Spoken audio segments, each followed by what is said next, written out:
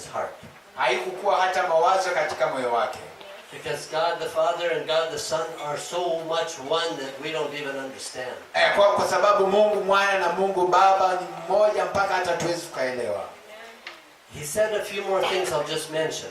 Alisema mambo mengine zaidi ambayo nimezungumzia. After he had separated them, baada ya kutenganisha, he said, for this reason. Na akasema kwa sababu hii. A man will leave his father and mother and will cleave to his wife. Mwanamume ataachana na baba yake na mama yake na atashikana na mke wake. And they will become one. Na watakuwa mmoja. And I wonder, what did it mean for this reason? Na nini inamaanisha kwa sababu hii? The reason was because they started out as one. Na kwa sababu ni kwa sababu tulianza kama mmoja. Amen. So if I take your picture, sasa ninapochukua picha yako, and a picture from you, na nichukue picha kutoka kwako, and I tear the pictures in half, na nirarue nusu, no matter what you do, the only way I get the picture fitting is if I have both halves of your picture, and they'll fit. Haijalishi ni nini utafanya, lakini ndio ikiwe mmoja lazima nichukue nusu hii na nusu hii niweke pamoja. That's what he meant when he started them as one, and he separated them, and now they can come back together and be one. Amen. Na hiyo ndio aliyomaanisha kwamba tulianza kuwa mmoja akatenganisha kwa wawili na nitakana tena kuwa pamoja kama mmoja. Amina. God was teaching us about the Trinity as well as about us. Mungu alikuwa anafunza kuhusu utatu mtakatifu na pia alikuwa anatufunza kutuhusu sisi wenyewe. And he taught me more things that way. Na akanifunza mambo mengine zaidi hivyo. But then he also pointed out, lakini tena akaangalia mambo fulani, that was as a result of the curse, na kutokana na laana, that women were going to be under men. Wanawake wanaenda kuwa chini ya wanaume. And the reason this is important to remember, na sababu ya kwamba hii ni muhimu kukumbuka, when Jesus taught about divorce, when Jesus taught about divorce, wakati Yesu alifunza kuhusu talaka, a statement that he made, neno ambalo alisema was it wasn't that way from the beginning. Haikuwa hivyo kutokea mwanzo.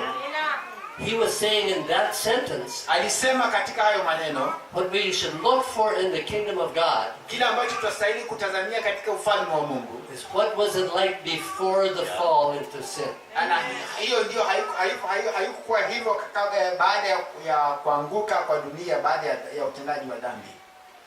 So that's one reason why in the church, na hiyo ndio sababu kanisani, no matter what your culture has said, haijalishi tamaduni yako inasema nini, you need to teach and believe and behave. Tunastahili kufunza na kuamini na kuenenda that women are not under men at all. Ya kwamba wanawake hawako chini ya wanaume kamwe. Amen. The second reason is this. Sababu kuu ni hii. Jesus took the curse on the cross. Yesu alichukua laana msalabani. So that statement of the curse would include that statement in Genesis why women were under men. That has been put on the cross. Hatua ama kuanguka kwa dunia ama kuanza hiyo maneno ya laana, Yesu aliyachukua yote msalabani. Amen. Paul understood this. That's why he wrote.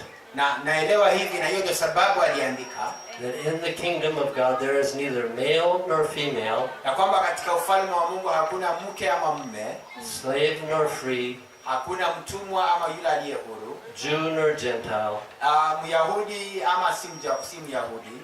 God doesn't recognize those things as meaning someone's better than another or more important than another or should be a leader.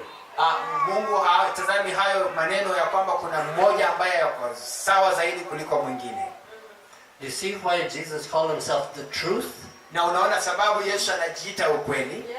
He's introducing to us things that we didn't understand before. Anayaleta maneno ambayo hatukuwa tumeyafahamu hapo mwanzo. Amen. That's a powerful truth about Jesus. Na huo ndio ukweli wa nguvu kumhusu Yesu. Amen. Amen. And the third thing he talked about being the life. Na jambo la tatu alizungumzia kuhusu kuwa uzima. This is amazing teaching about life. Huu ni mafundisho mazuri sana kuhusu uzima. in John 17, he told us what eternal life